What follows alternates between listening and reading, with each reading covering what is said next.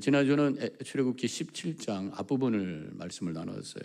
무리바에서 반석에서 생수가 나는, 그래서 하나님께서 생명을 공급해 주시는 놀라운 은혜를 백성들이 체험을 하게 됩니다. 그리고 이제 움직여서 르비딤이라고 하는 곳으로 가게 되죠.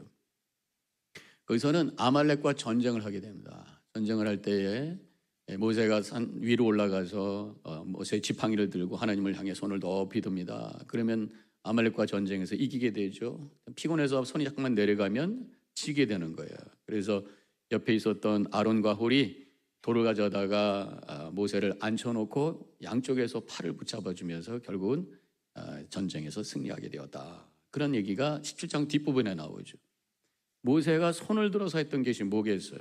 축복하는 의미도 있었겠고 중보기도죠. 하나님, 지금 전쟁을 하고 있습니다. 함께하여 주옵소서. 기도하고 있을 때 하나님께서 그 기도를 들으시고 전쟁에서 승리하게 하셨다라는 그런 말씀이에요. 그래서 이 이야기는 이 중보기도의 능력을 우리에게 보여주고 계시는데, 중보기도가 뭡니까? 다른 사람을 위해서, 민족과 국가를 위해서, 교회를 위해서 나 외에 다른 사람 같은 대상을 위해서 기도하는 것이 바로 중보기도인 거예요. 중보기도는 하나님이 원하시는 기도가 하나님이 기뻐하시는 기도입니다. 나의 뜻과 나의 욕심을 위해서 기도할 때 하나님은 듣지 않으신다고 그랬어요. 그래서 야고보서 4장 3절, 구하여도 받지 못하면 정욕으로 쓰려고 잘못 구하기 때문이다. 나를 위해서 기도하지 말라는 것은 아니에요. 근데 나를 위해서 기도하다 보면 나의 욕심과 정욕을 위해서 구할 수 있는데 하나님은 그것을 듣지를 않으신다라는 것이죠. 그래서 하나님이 원하시는 기도, 뜻대로 하는 기도가 뭘까? 요한일서 5장 14절에 보니까 그의 뜻대로 무엇을 구하시면 들으심이라. 하나님의 뜻대로 기도할 때 하나님이 들으신다. 그럼 그것이 뭘까? 야고보서 5장 16절 하반절에 보면 서로 기도하라. 의인의 간구는 역사하는 힘이 크민이라 그랬어요. 서로 기도하는 것, 다른 사람을 위해서 기도하는 것, 중보 기도하는 것, 하나님이 원하시는 기도, 기뻐하시는 기도, 능력이 있는 기도가 된다고 말씀하고 있어요. 우리 성도님들, 나만을 위해서 기도하지 마시고 서로를 위해서 중보 기도하는 성도님들 되시기를 축원합니다. 모세가 중보 기도하는데 혼자서 한 것이 아니라 같이 했어요. 아론과 홀이 같이 했어요. 중보 기도는 협력해서 하는.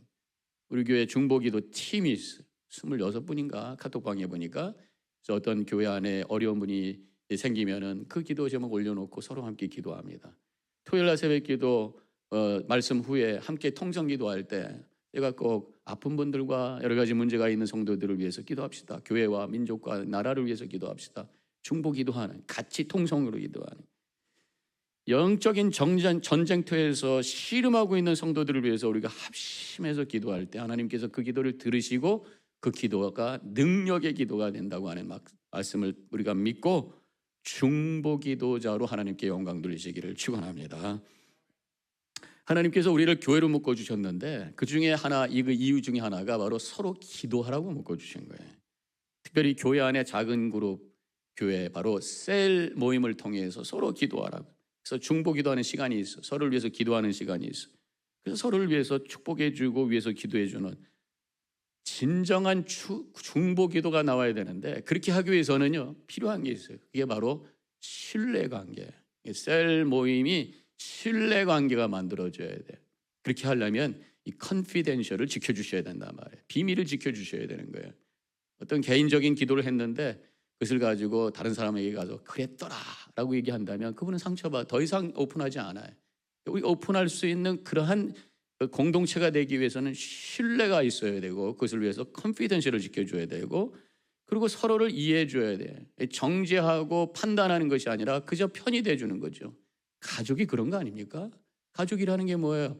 평가하고 정죄하는 것이 아니라 어떻든 그 편에 서서 이해해주고 격려해주고 함께하려고 하는 것이 가족이에요. 바로 영적인 가족도 그렇다는 거죠. 우리 가족을 식구라고도 합니다. 식구는 뭐예요? 함께 식사를 나누는 관계가 식구다. 그래서 우리 식구 성도들은, 우리 가족들은 항상 식사를 같이 하죠. 그래서 우리 영적인 가족도 이 식구가 돼야 되는데, 그래서 셀 모임에서 자꾸만 식사를 같이 하고 음식을 나누는 것도 굉장히 중요하다는 거예요. 서로 가까워져야 신뢰가 생기게 되고, 신뢰가 있을 때 마음이 열리게 되고, 마음이 열릴 때 서로를 위해서 중보하게 된다고 하는 것입니다. 자, 식사를 함께 나누는 관계, 이것이 식구다. 우리는 영적인 식구다. 그러면 우리 성도들도 함께 거룩한 식사를 나누는 관계다라고 할 수 있어요. 제가 이 말씀을 드리는 이유는 오늘 본문의 12절에서 이런 말씀이 나옵니다. 아론과 이스라엘 모든 장로가 와서 모세의 장인과 함께 하나님 앞에서 떡을 먹으니라. 이드로가 왔습니다. 그리고 모세와 그 다음에 이스라엘의 지도자들, 장로들이 와서 함께 떡을 먹었다. 여기서 식구가 만들어졌단 말이죠. 그런데 바로 이것이 어떤 교회의 모형이다라고 볼 수가 있습니다. 지금 이드로는 이방인이에요. 미디안 사람입니다. 겐 족속이에요. 나중에 나오지만 레갑 족속하고도 관계가 돼요. 이방인이에요. 근데 모세하고는 장인 관계죠. 근데 그 이드로를 함께 모시고 함께 식사를 나누는 그 모습을 보면서 이게 바로 교회고 이것이 바로 하나님께서 원하시는 신앙의 공동체구나라는 것을 알 수가 있어요. 어떤 분이 교회를 밥상 공동체라, 항상 밥상을 차려놓고 함께 나누는 곳이 바로 교회다. 물론 식사를 한다고 하는 의미도 있지만 가장 중요한 식사가 뭡니까? 바로 성만찬이에요. 우리 교회에서는 한 달에 한 번씩 성만찬을 하는데 단순한 의식을 뛰어넘는 거룩한 밥상, 함께 신앙의 영적인 가족들이 모여서 거룩한 식사를 나누는 그러한 축복된 자리, 축제의 자리가 바로 성만찬이라는 것입니다. 다시 오늘 말씀에 들어가서 이드로가 모세와 함께 식사하기 전에 먼저 모세를 통해서 하나님의 놀라운 구원의 역사의 얘기를 들었어. 그러고 나서 하나님을 찬양합니다. 10절에 이드로가 이르되 여호와를 찬송하리로다. 너희를 애굽 사람의 손에서와 바로의 손에서 건져내시고 백성을 애굽 사람의 손 아래에서 건지셨도다. 하나님을 막 찬양합니다. 그러고 나서 모여서 함께 식사를 하는 거예요. 하나님의 구원의 은혜를 깨닫고 그래서 함께 예배하고 감사하고 그리고 거기에 대한 팔로우업으로 함께 식사를 하는, 이게 거룩한 식사. 거기에 바로 성만찬의 의미가 있다고 하는 것입니다. 성만찬은 무엇보다도 먼저 구원의 은혜를 고백하고 감사하고 그것을 확인하는 시간이에요. 바로 빵을 통해서 예수님의 찢겨진 몸, 또 포도즙을 통해서 예수님께서 흘려신 그 보혈, 그것을 우리가 보면서 나를 위해서 찢기시고 나를 위해서 십자가의 보혈을 흘려주셨습니다. 그래서 내가 이제 죄를 씻고 하나님의 생명을 가진 존재입니다. 죄를 회개하고 그 은혜를 고백하면서 감사로 찬양하는 시간이 바로 성만찬이에요. 또 한 가지 의미가 바로 거룩한 가족들의 바로 뱅퀴, 식사의 시간이 바로 성만찬이라고 하는 것입니다. 그래서 식사하는 시간은 뭡니까? 서로 화해하고 사랑을 나누는 시간이에요. 서로 불편하면 밥을 먹을 수가 없어요. 함께 식사할 수 있다고 하는 것은 서로 축복하고 사랑하기 때문에 식사하는 거란 말이죠. 우리가 거룩한 식사, 성만찬을 할 때에 거기에 용서가 있고 화해가 있고 포용이 있고 사랑이 있어야 되는 거예요. 그래서 제가 읽을 때 서로 사랑하라. 하나님은 사랑이시니 우리가 사랑할 때 하나님이 거기에 계시다. 이런 말씀을 제가 읽잖아요. 사랑을 나눌 수 있는 시간. 그래서 우리 성도님들이 신앙생활하고 교회생활을 하면 공동체 생활하다 보면 서로 의견이 다르고 또 원치 않은 상태에 원치 않은 그러한 어떤 오해로 말미암아 불편한 관계가 있을 수 있어요.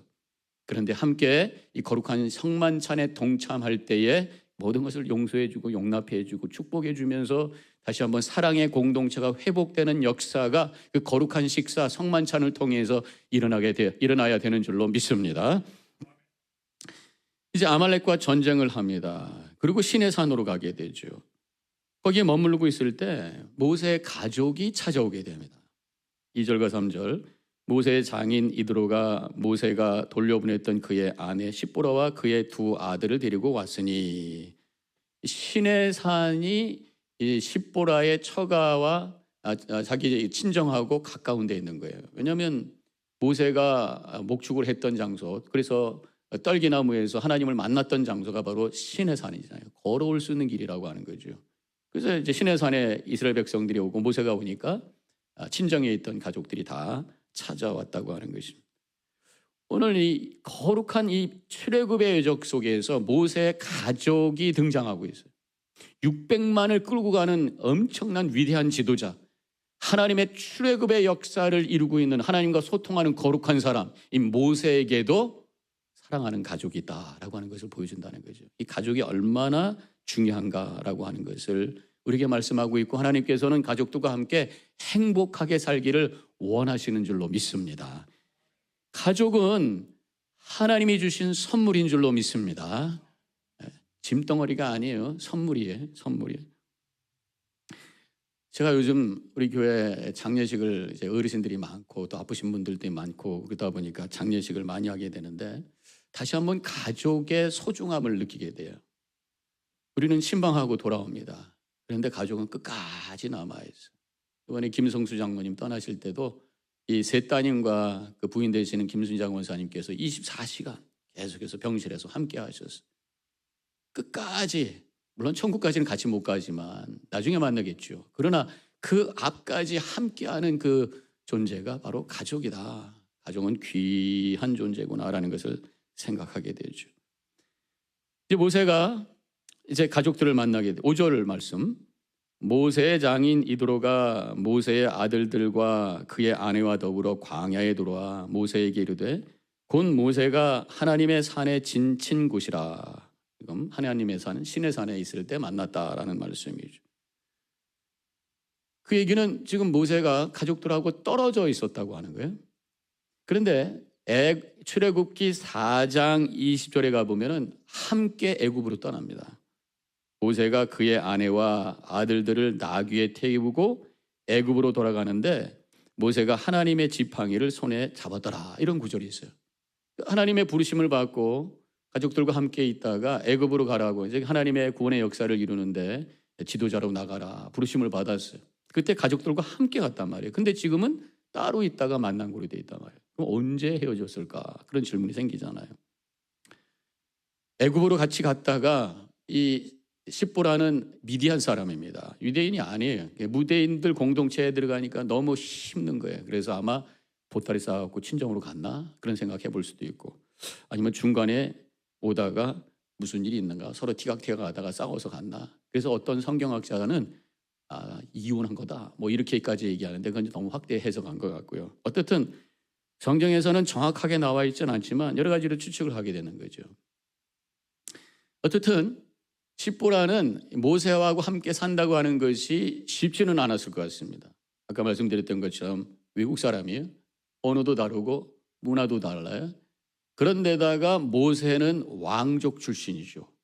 유대인이었지만 바로의 딸이 거둬들여가지고 궁전에서 살았으니까 이 궁정의 어떤 왕족 문화를 가진 사람이니까, 또 십보라는 들판에 있는 사람이고 너무나도 문화적인 차이가 컸을 거예요.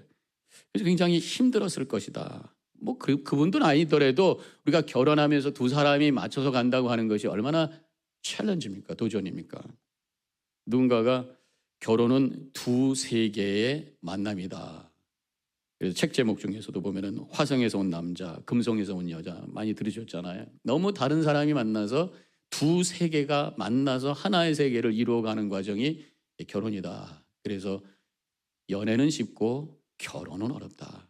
한 남자 한 여자가 서로 좋아서 연애하는 것이 쉽지만 같이 두 세계를 하나로 만들어서 새로운 세계를 만들어 간다는 게 챌린지다. 그런 표현이죠. 이 두 세계를 만드는데 두 개의 세계를 하나로 만드는데 세 가지 형태가 있을 수 있다라는 것이. 첫 번째로는 흡수하는 형태죠. 큰 더 힘이 있는 세계가 연약한 세계를 흡수해 버리는 거죠.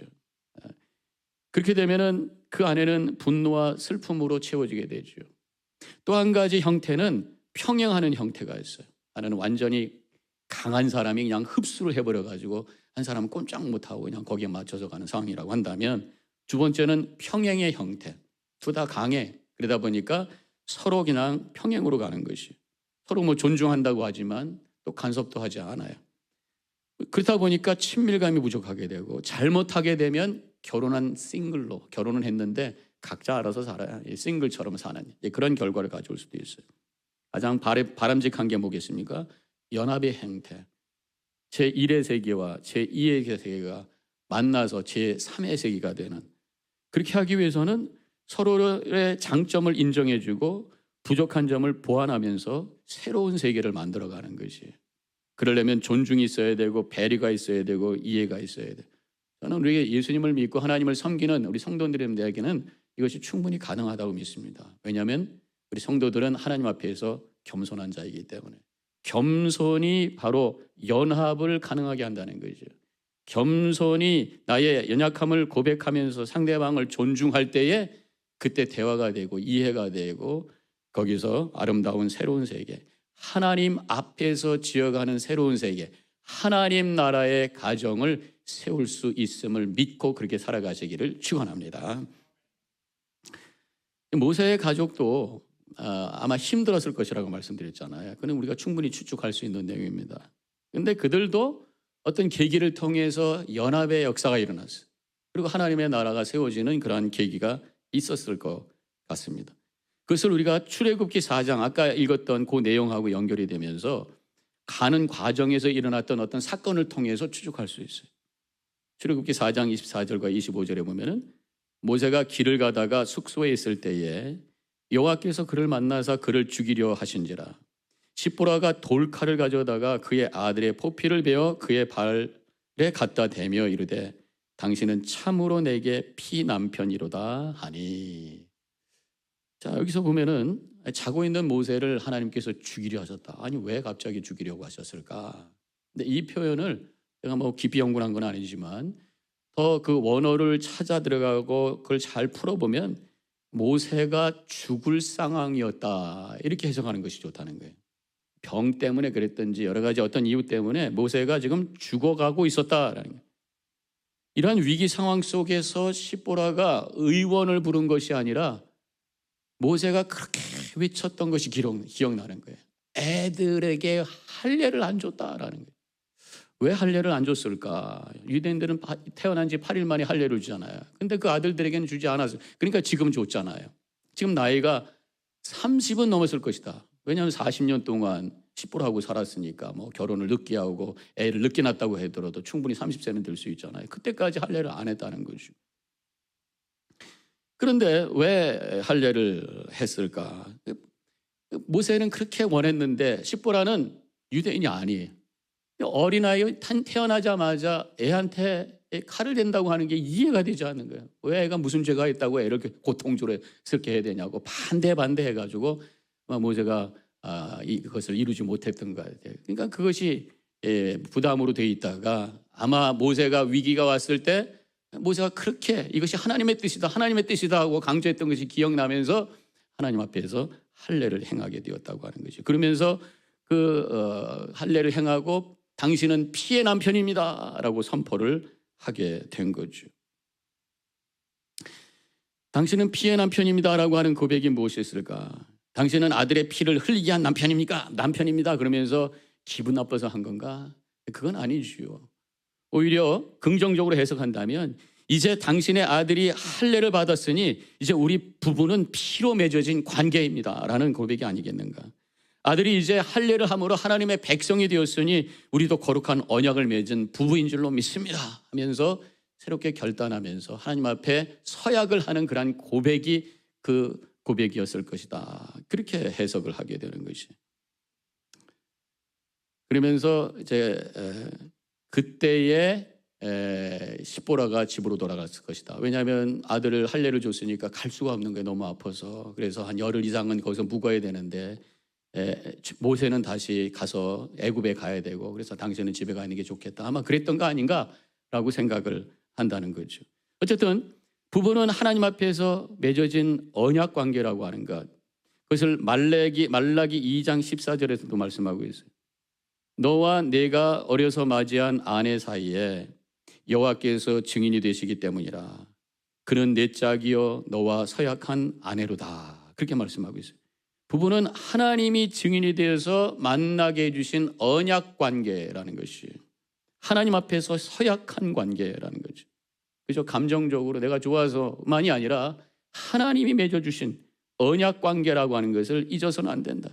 피의 관계다. 서로 하나님 앞에서 연결되어 있는 존재다. 두 몸이 아니라 이제는 하나다라고 하는 것을 고백하라는 말씀입니다. 그래서 히브리인들이 결혼할 때 옛날에는 그렇게 했다고 그러더라고요.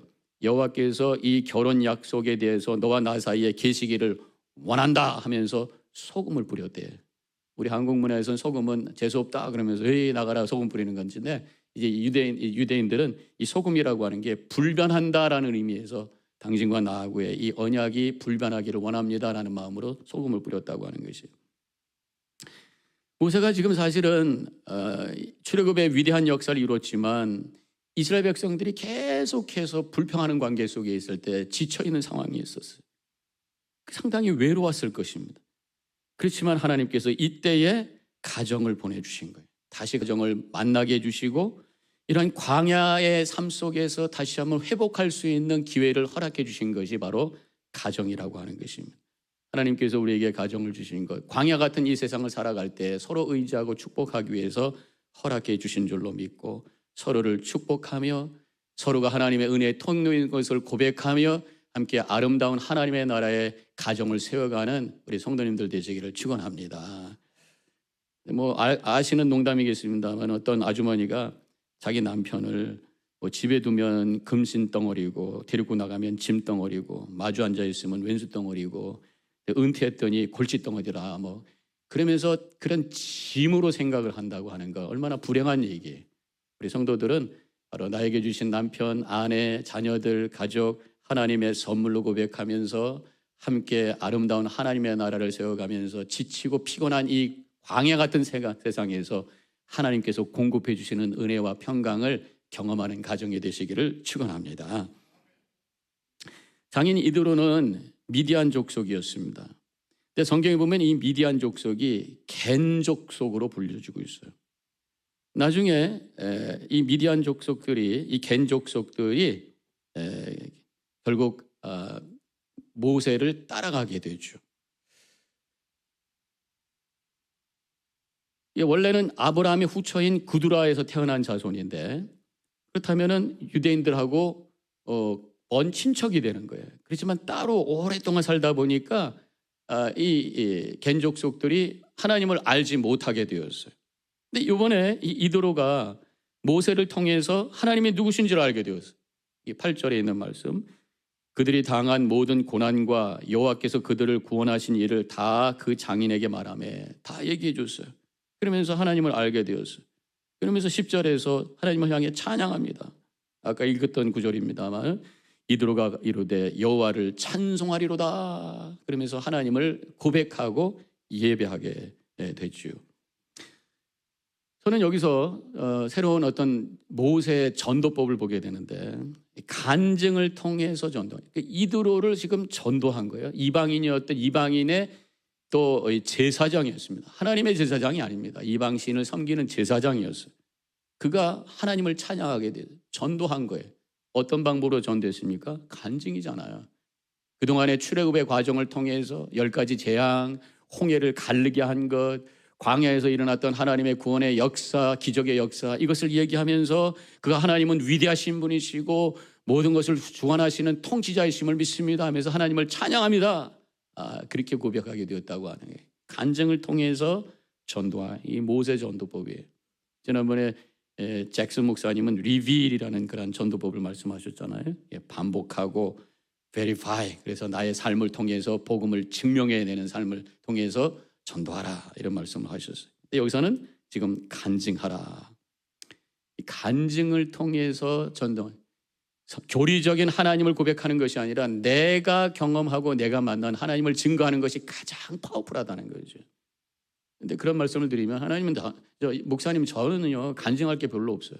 이 간증이라고 하는 그 정의를 너무 우리는 환상적으로 생각한단 말이에요. 어떤 신비적인 것, 드라마틱한 얘기, 어떤 기적의 얘기, 그런 것이 아니더라도 우리의 삶 속에서 진솔하게 고백할 수 있는 나의 예수님 때문에, 하나님 때문에, 말씀 때문에, 이 믿음 때문에 내 삶 속에서 일어났던 변화를 담백하고 진솔하게 나눌 때에 성령께서 역사하셔서 듣는 자의 마음을 열게 하시고 그래서 하나님의 말씀이 들려지는 놀라운 역사, 그래서 구원의 역사가 일어나게 되는 줄로 믿으시기를 바랍니다. 예를 들면 하나님의 말씀을 통해서 내가 고난을 이겨냈던 이야기들, 또 삶의 방향이 믿음으로 말미암아 어떻게 변했는가, 나의 목적이 이런 것이다라고 하는 것을 얘기할 수 있는 그런 담대함, 또 성경을 통해서 세상을 초월할 수 있는 하나님의 음성을 듣고 그래서 그것이 나에게 얼마나 큰 힘이 됐던가. 또 삶 속에서 여러 가지 일들 속에 이것은 하나님이 나에게 주신 선물이라고 고백하는 은혜에 대한 고백, 감사에 대한 고백, 이런 것들을 나눌 때에 듣는 사람들에게 마음이 열려지는 역사가 일어난다고 하는 것이. 자, 이드로는 겐족속이라고 말씀드렸어요. 그리고 모세를 통해서 전도를 받았어요. 그리고 하나님을 찬양했어요. 그리고 하나님의 백성들과 합류했어요. 그래서 가나안 땅으로 들어갔어요. 사사기 1장 16절에 보니까 모세의 장인은 겐 사람이라 그의 자손이 유다 자손과 함께 종려나무 성읍에 올라가서 여리고죠, 여리고로 올라가서 아랏 남방의 유다 황무지에 이르러 그 백성 중에 거주하니라. 이드로의 그 후손들이 함께, 이드로와 함께 그 자손들이 유다 사람들과 함께 가나안 땅에 살게 되었더라. 그런 말이죠. 전도받았어요. 그리고 신앙의 공동체에 들어 이방인이지만 하나님의 백성들과 함께 걸어가게 되었다고 하는 거예요. 얼마나 큰 축복입니까?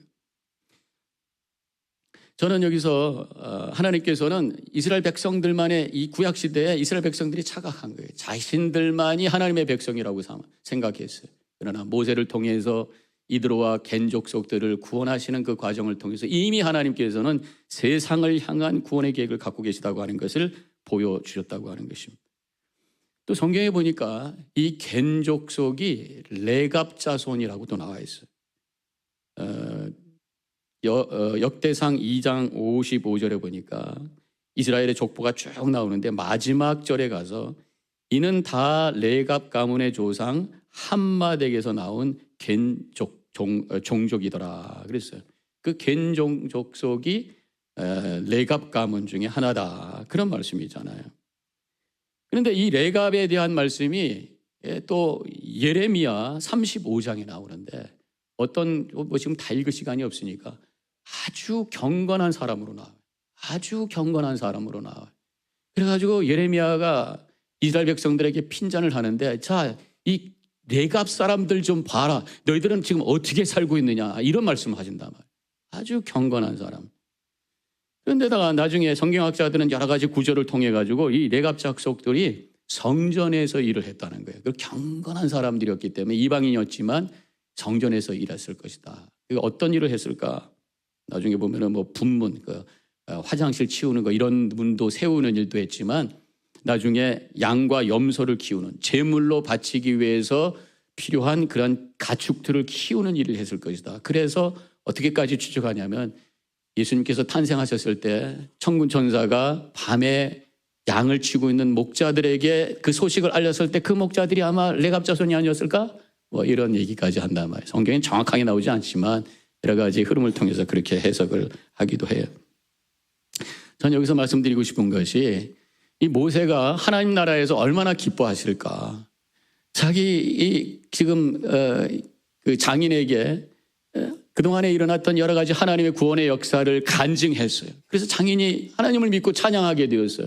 그리고 같이 따라와서 가나안 땅에 살면서 경건한 사람들이 되었고, 오히려 이스라엘 백성들에게 모범이 되는 사람이 되었고, 예수님의 탄생의 소식을 듣고 처음으로 와서 예수님께 경배했던 사람들이 되었고, 이러한 거룩한 사람들이 되었다고 하는 것을 봤을 때 얼마나 마음이 뿌듯했을까, 그런 생각을 해보게 됩니다. 우리를 통해서 예수 믿은 그 성도가, 그분이 교회를 세우고 하나님 나라를 세우는 일에 위대하게 쓰임받는 모습을 보는 것처럼 행복한 것이 어디 있을까? 우리 성도님들이 그런 기쁨과 행복이 임하시기를 주님의 이름으로 간절히 축원합니다. 여러분들의 전도와 간증을 통해서 예수님을 믿고 그분이 하나님께 쓰임받는 위대한 삶을 살아가시기를 축원합니다. 한번 나눴을 텐데, 제가 초등학교 4학년 때 친구를 전도했어요. 경익교회, 아버님이 목회하던 교회.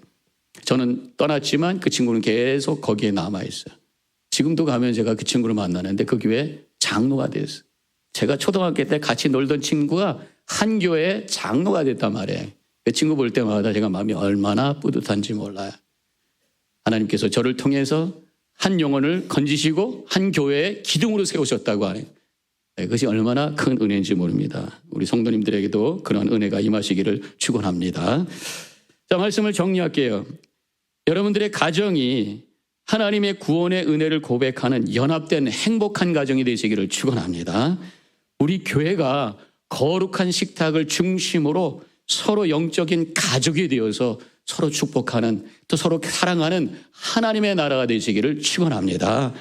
여러분들의 간증과 복음의 증거를 통해 한 영혼이 주님께로 돌아오고 하나님 나라가 세워지는 놀라운 축복을 체험하는 우리 모든 성도님들이 되시기를 주님의 이름으로 간절히 축원합니다.